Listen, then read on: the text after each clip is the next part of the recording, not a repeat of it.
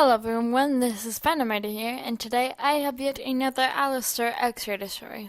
So, obviously, if you were watching this, at the time of recording this, the very first one hasn't been posted yet, and I decided to go ahead and post these videos to gauge a reaction on the Husband Hotel X-rated book. I might consider making another type of story, maybe perhaps a Charlie X Baggy reader, or even a Angel Dust X-rated story, because of the fact that I just really want to test the waters on this sort of thing, and besides, I really like Alastor, okay? And I can promise you, based on what I've seen on the internet, a lot of people do. So, just trust me whenever I say that it's not gonna be just Alastor. I can make a whole book on that alone, trust me. Which I probably will, I don't know. But anyway, that is beyond the point. The point is that this story is simply titled, Thank You. We were making our way back to the hotel, hands full of groceries. Angel had been complaining that there wasn't any quote-unquote real food in the hotel, and no one else had volunteered to go shopping. You sighed as your feet cramped. It perhaps was a mistake to wear heels, but most of all your other shoes were stolen by Angel and even Charlie. You were getting closer to the hotel when suddenly you were pulled into an alleyway, the groceries speckled everywhere. You were forcefully shoved against a brick wall, feeling your head hit said wall. You felt pain escalate through your head and your legs grew weak. Excuse me. You look up at the person who attacked you. You were greeted by some strange demon that somewhat resembled a dog. You tried to scream, but you quickly covered your mouth. Alastor was pacing back and forth in the front room. He was growing concerned at the fact that this shopping trip of yours should not have taken so long. After a few more painfully long minutes, he came to the conclusion that he should go out and find you. He didn't even bother to tell anyone of his sudden absence, and just went out to quickly investigate. This strange dog demon was trying his hardest to kiss you, but he kept dodging and attempting to scream. The side effect of banging your head on a brick wall was starting to get to you as you're struggling and screaming were going weak in attempts. But in one last desperate act of not getting violated, you bit his hand.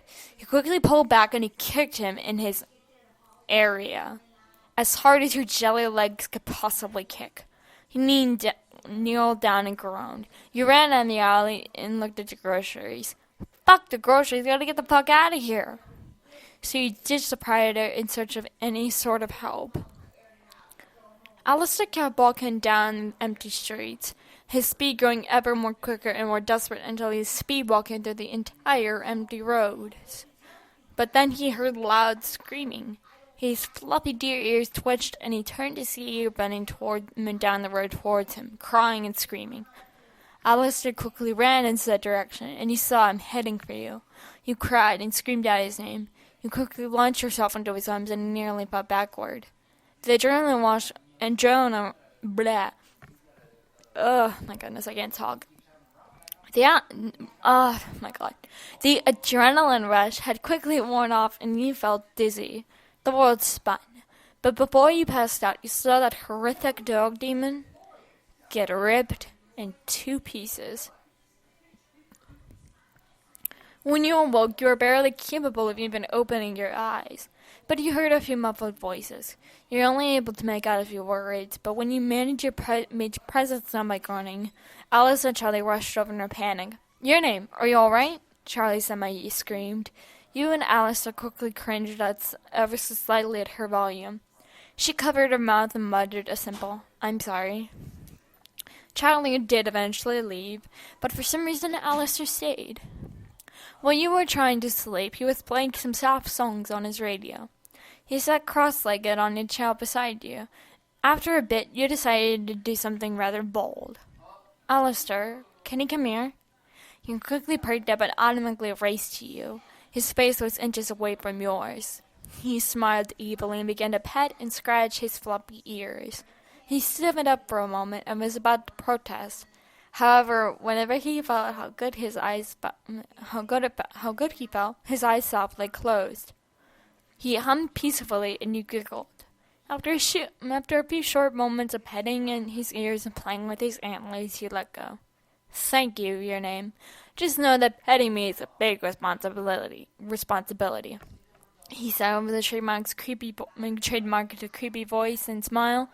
When he giggled and said, "No, thank you. You're the one that saved me after all."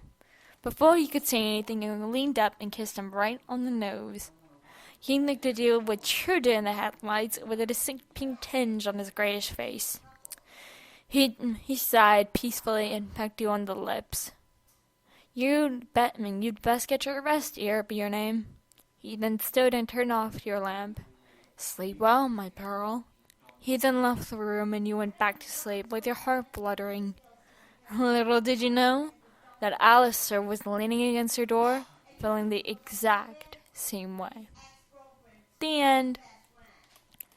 I really do always find it cute to make this stuff, to make stories up of something I just got obsessed with, and my latest obsession is of course Has-Been Hotel, and I love Alastor's song in the pilot. It is so good, and if you guys have not seen Has-Been Hotel, clearly you need to watch it, because my god, I missed the bandwagon and I'm just hopping on now. I'm hooked. It is so good. So I wholeheartedly recommend it. The only time I don't is whenever you are either a younger person, a younger viewer, or just someone who is easily offended. If you're easily offended or you were just really young, then do not watch Has-Been Hotel, because it's a very bizarre show. But anyway, I hope that you all have a lot of fun watching it, and I sure as heck did. And I'm going to go ahead and hopefully get started on the Piccolo XOC reader next, because that is a project that I promised, and I fully intend on completing it. So anyway, yeah, thank you all so very much for watching, and as always, I'll be seeing you all very soon. Bye-bye!